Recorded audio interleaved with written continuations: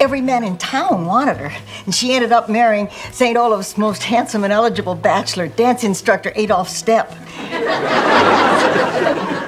The two of them moved back to Norway, decided to get into show business, and they became the internationally renowned Scandinavian dance team of Stepp and Fetchik. Before streaming took over our evenings, one sitcom proved you didn't need teenagers, flashy sets, or over-the-top storylines to dominate television.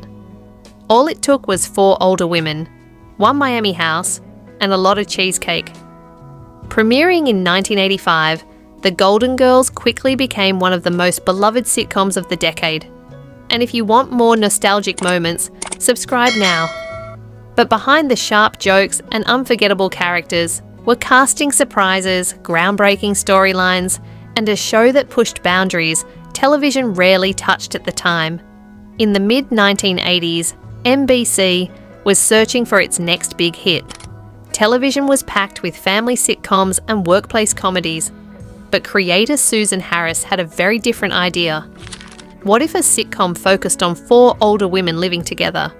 Not as background characters, but as the stars.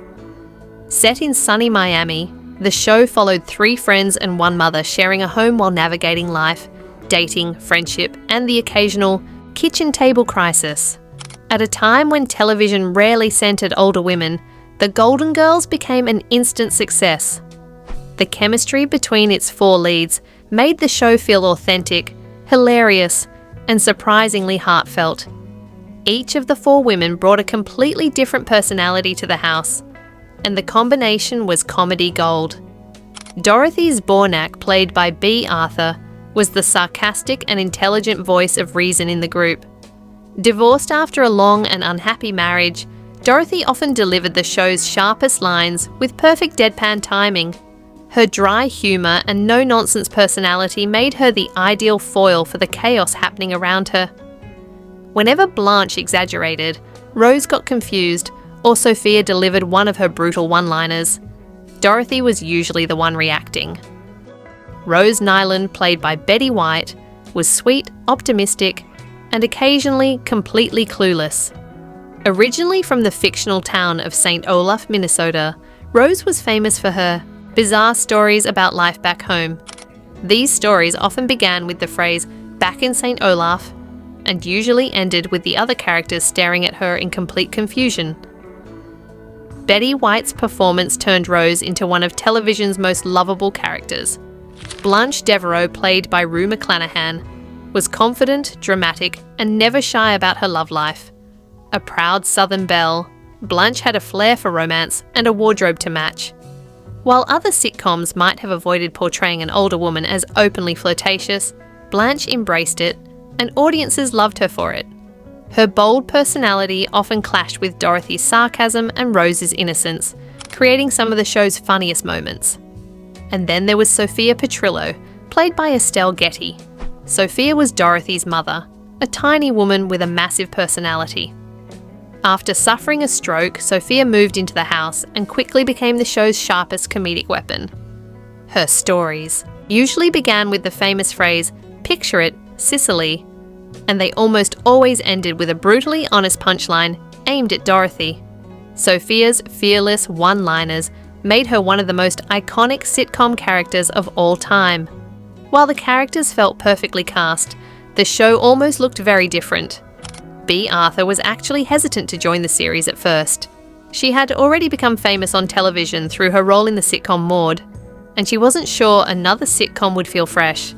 But once she saw the script and the potential chemistry between the cast, she agreed to join.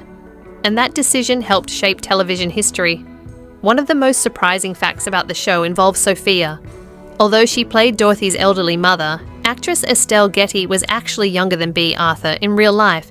To transform her into Sophia, makeup artists used extensive aging makeup and wigs to create the character's distinctive appearance. Most viewers never realized the difference.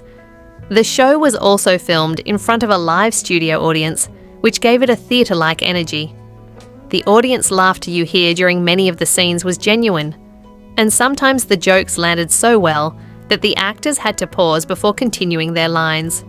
That natural rhythm helped the show feel spontaneous and alive.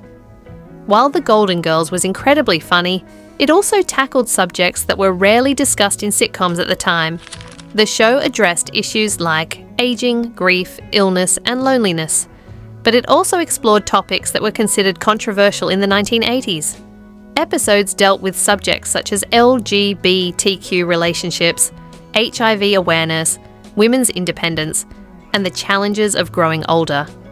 Instead of avoiding serious topics, the show balanced them with humour and compassion. And audiences responded. The series won multiple Emmy Awards and remained a ratings success throughout its 7-season run. But perhaps the show's greatest achievement was proving that stories about older women could be just as compelling and just as funny as any other sitcom on television. Even decades after its final episode aired in 1992, The Golden Girls continues to attract new generations of fans.